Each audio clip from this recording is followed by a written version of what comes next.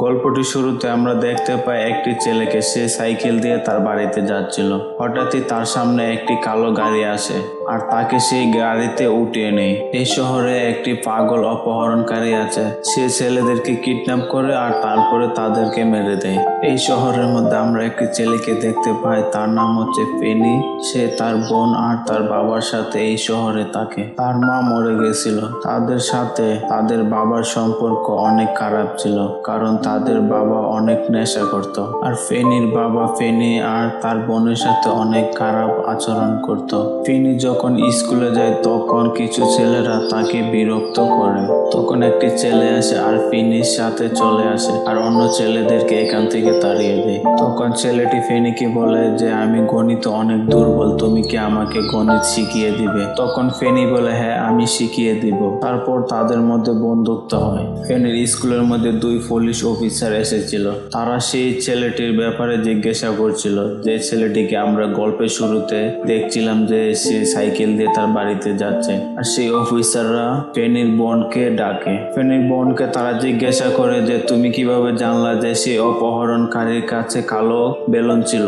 ফেনির বোন আর সে ছেলেটির বোন তারা একই ক্লাসে পড়তো। ফেনির বোন সে মেয়েটিকে বলে তোমার ভাইকে যে অপহরণ করেছে তার কাছে কালো কালারের বেলুন ছিল।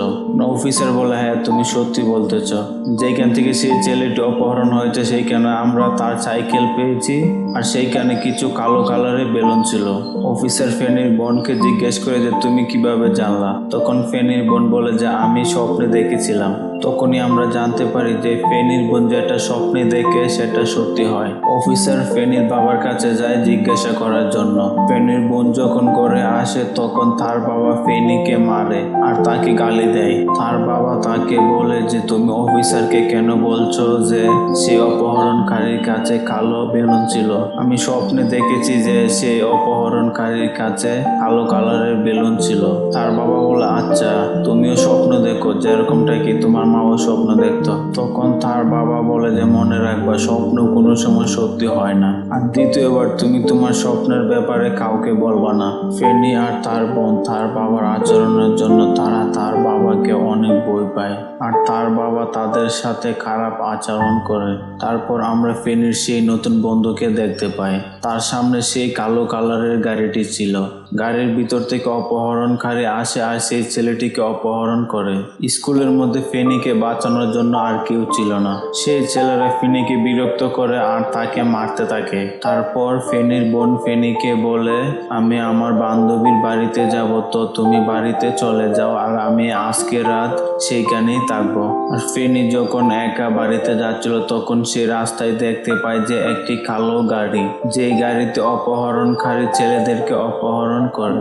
সে অপহরণকারী তার গাড়ির নিচ থেকে কিছু মাল উঠাচ্ছিল। তখনই সে ফেনির কাছে সহযোগিতা চায় আর ফেনি তখন সেই লোকটির সহযোগিতা করে। তখনই সে লোকটি তার গাড়ি থেকে কালো কালারের বেলুন বের করে আর ফেনিকে গাড়ির ভিতরে ঢুকিয়ে নেয়।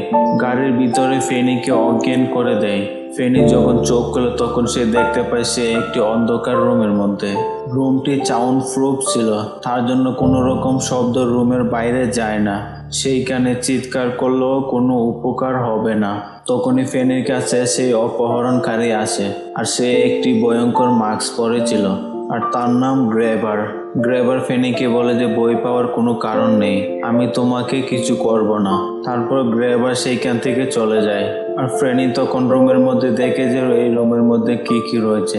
তখন সে দেখতে পায় যে এখানে একটি টয়লেট আর একটি ব্ল্যাক ফোন রয়েছে। আর ব্ল্যাক ফোনটি নষ্ট ছিল আর সেই ফোনের তার কাটা ছিল, কারণ সেটি একটি আন্ডারগ্রাউন্ড রুম ছিল। ফেনি তখন ভাবে যে আমি এইখান থেকে কিভাবে বাড়িতে যেতে পারবো। হঠাৎই ফোনের মধ্যে রিং হয় আর সে অনেক ভয় পেয়ে যায় আর সে অবাক হয়ে যায় আর এটা বলে যে এই ফোনের তো তারই কাটা, তো এই ফোনের মধ্যে কেউ ফোন কিভাবে দিতে পারে। সে তখনই ফোনটি উঠায় আর তখনই ফোনের রিং বন্ধ হয়ে যায়। তখনই গ্রেভার চলে আসে।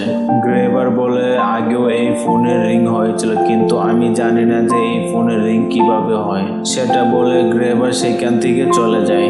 গ্রেভার যাওয়ার পরে সেই ফোনে আবারও রিং হয় আর ফেনি সেই ফোনটি তুলে নেয় আর সে শুনতে পায় যে সেই ফোনের মধ্যে একটি ছেলে কথা বলছিল। সেই ছেলেটি অন্য কেউ না, আমরা গল্প শুরুতে যে ছেলেটিকে দেখতে পেয়েছিলাম সে সাইকেল দিয়ে তার বাড়িতে যাচ্ছিল, তার সাথে সেই ছেলেটি কথা বলছিল আর সেটা ছিল তার রুহু।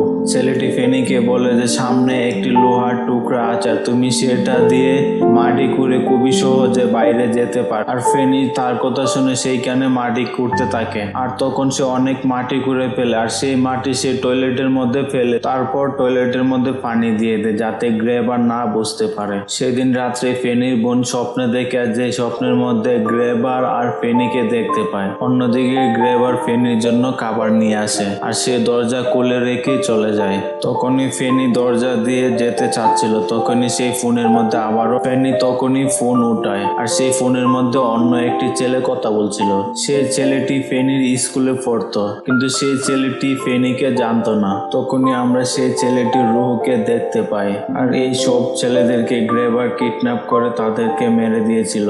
তারা সবাই ফেনিকে সহযোগিতা, তার জন্য সেই ছেলেদের রুহ ফেনির সাথে কথা বলার জন্য সেই ফোন ব্যবহার করে। ছেলেটি ফেনিকে বলে গ্রেবার জেনে বুঝে দরজা খোলা রেখেছে যাতে তুমি উপরে যাও আর গ্রেবার তোমাকে মারতে পারে। ছেলেটি আবারও ফেনিকে বলে যে এইখানে আমি একটি রশি লুকিয়ে রেখেছিলাম, তুমি সেই রশির মাধ্যমে জানালার কাছে গিয়ে সহযোগিতা চেতে পারো। ফেনি তখন রশিটি নিয়ে আর জানালার মধ্যে চড়তে থাকে কিন্তু রশিটি জানালার মধ্যে যাচ্ছিল না। অন্যদিকে ফেনির বোন তার বাবাকে তার স্বপ্নের ব্যাপারে বলে আমি স্বপ্নে ফেনি আর সেই অপহরণকারীকে দেখেছি, সে একটি ভয়ানক মাস্ক পরেছিল। আমি সেই বাড়িটাও চিনি যেখানে অপহরণকারী ফেনিকে আটকে রেখেছে। ফেনির বাবাও তার জন্য অনেক চিন্তা করছিল, তার জন্য সে তার বোনের কথা মেনে নেয় আর তার বোনের সাথে ফেনিকে খোঁজ। সেইখানে আমরা দুই অফিসারকে দেখতে পাই, তারা অপহরণের ব্যাপারে লোকেদের কাছে জিজ্ঞাসা করছিল। তখনই তারা একটি লোকের ঘরের মধ্যে যায় আর সেই লোকটি এইখানে তার ভাইয়ের সাথে থাকে আর অফিসার সেই লোকের কাছে এই জন্য আসছিল যে তাদের সন্দেহ হচ্ছিল এই লোকের উপরে। তখনই সেই লোকটি অফিসারকে বলে যে আমার মনে হয় যে এই অপহরণকারী এইখানে থাকে, তার জন্য ছেলেদেরকে অপহরণ করে তাদেরকে খুবই সহজে লুকিয়ে ফেলে আর অপহরণকারীর ব্যাপারে কেউই জানতে পারে না। অফিসার সেই লোকটির কথা শুনে এখান থেকে চলে যায়।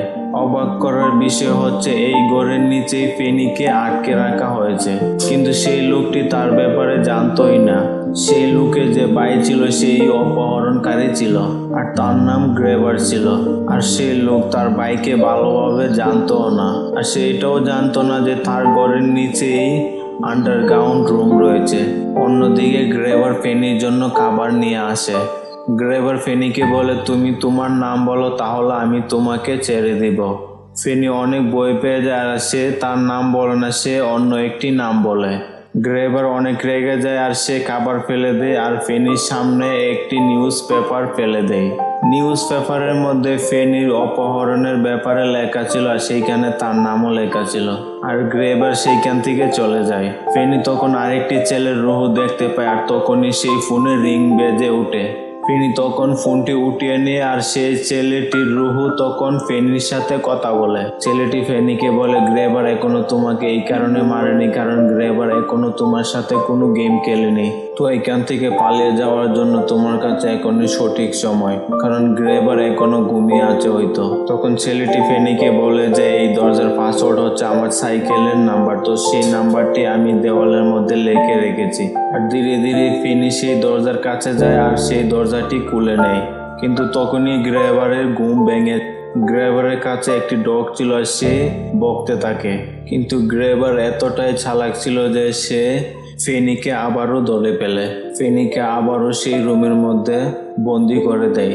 তখনই সেই ফোনের মধ্যে আবারও রিং হয় আর ফেনি তখনই উঠিয়ে নেয় আর সেই ফোনের মধ্যে একটি ছেলে কথা বলছিল যে তুমি যদি একদিনের মধ্যে এখান থেকে পালিয়ে না যাও তাহলে গ্রেবার তোমাকে মেরে দিবে। আর ছেলেটি ফেনিকে বলে যে তোমার কাছে শুধু একটি রাস্তায় আছে, তুমি দেওয়ালটি ভেঙে দাও আর তার পিছনে একটি অনেক বড় ফ্রিজ আছে আর তুমি খুবই সহজে এখান থেকে যেতে পারবা। ফেনি তখন সেইটাই করে আর দেওয়াল ভেঙে দেয়, আর তখন সে ফ্রিজের ভিতরে যায়, কিন্তু অন্য দিক দিয়ে ফ্রিজ লক করা ছিল, তার জন্য সে যেতে পারে নাই। তখন ফেনি অনেক ভয় পেয়ে যায়, আর সে এটা মনে করে যে এখন গ্রেবার তাকে মেরে দিবে, যেই রকম ভাবে সে অন্য ছেলেদেরকে মেরে দিয়েছে। তখনই আবারই সেই ফোনের মধ্যে রিং হয়। তখন ফোনের মধ্যে সেই ছেলে কথা বলছিল, যে ছেলে ফেনিকে স্কুলের মধ্যে অন্য ছেলেদেরকে বাঁচাতো। তখনই ছেলেটি বলে যে এই ফোনের যে রিসিভার আছে তুমি সেটির মধ্যে মাটি ভরে দাও, আর তারপর তুমি সেই ফোনের রিসিভারকে একটি অস্ত্রের মতো ব্যবহার করতে পারবে। অন্যদিকে ফেনির বোন সাইকেল দিয়ে গ্রেভারের ঘর খুঁজছিল। তখনই 5টি ছেলের রোহ তার সামনে চলে আসে, আর সে সাইকেল থেকে নিচে পড়ে যায়। তখনই সেই গ্রেভারের ঘরটি দেখতে পায়, যেটি সে স্বপ্নের মধ্যে দেখেছিল। তারপর সে বাড়িতে চলে যায় আর অফিসারকে ফোন করে, আর অফিসারকে সেই ঘরের ব্যাপারে বলে যে এই মামলার তদন্ত করছিল। তারপর আমরা গ্রেভারের বাইকে দেখতে পাই, সে তার বাইকে সন্দেহ করতে শুরু করে, আর তখন সে নিচের দিক যায় এবং দেখে যে সেইখানে একটি আন্ডারগ্রাউন্ড রুম রয়েছে। তখন সে ফেনিকে দেখে অবাক হয়ে যায়, আর সে তখন ফেনিকে বাঁচানোর আগেই গ্রেভার এসে তাকে মেরে দেয়। তখনই গ্রেভার ফেনিকেও মারতে চায়, আর সে তার ডগকে দরজার মধ্যে বেঁধে রাখে। তখনই গ্রেভার ফেনিকে মারতে যায়, আর ফেনি যান বাঁচানোর জন্য রুমের এই দিক থেকে ওই দিক যাচ্ছিল। যখন গ্রেভার ফেনির কাছে আসে তখনই সে একটি গুহার মধ্যে পড়ে যায়, যে গুহাটি ফেনি তৈরি করেছিল এখান থেকে বাইরে যাওয়ার জন্য। তখনই ফেনি ব্ল্যাক ফোনের তার দিয়ে গ্রেভারের গলার মধ্যে পেঁচিয়ে গ্রেভারকে মেরে ফেলে। ফেনি গ্রেভারকে মারার পরও সে বাইরে যেতে পারছে না, দরজার মধ্যে গ্রেভারের ডগ ছিল। তখনই বাইরে ফেনির বোন অফিসারকে নিয়ে আসে। ফেনির বোন অফিসারকে যে ঘরের কথা বলছিল, তখন অফিসাররা সেই ঘরের মধ্যে যায়, আর তারা দেখতে পায় যে এই ঘরের নিচের মধ্যে অনেকগুলি লাশ মাটির মধ্যে কুঁদে রাখা হয়েছে। অন্যদিকে ফেনি একটি ঘুষের টুকরো নয় আর সেই ডকের সামনে রাখে, আর সেইখান থেকে সেই ডকটি সরে যায়। ফেনি দরজার পাসওয়ার্ড আগের থেকে জানতো, তার জন্য সেই দরজাটি খুলে নেয়, আর সে বাইরে দেখে যে সেইখানে অনেকগুলো পুলিশের গাড়ি ছিল। তখনই আমরা জানতে পারি যে গ্রেভারের 2টি ঘর ছিল, একটি ঘরের মধ্যে সে ছেলেদেরকে বন্দি করে রাখতো, আর অন্য ঘরের মধ্যে সে ছেলেদেরকে মেরে মাটির নিচে কুঁদে রাখতো। আর এই দুটো ঘর একটি আরেকটির সামনে ছিল, তার জন্য অফিসাররা ফেনিকে অন্য ঘরের মধ্যে পায়নি। তখন সবাই সবকিছু জেনে গিয়েছিল। তখনই ফেনির বাবা আসে আর তাদেরকে বলে যে এখন থেকে তোমাদের সাথে আর খারাপ ব্যবহার করব না।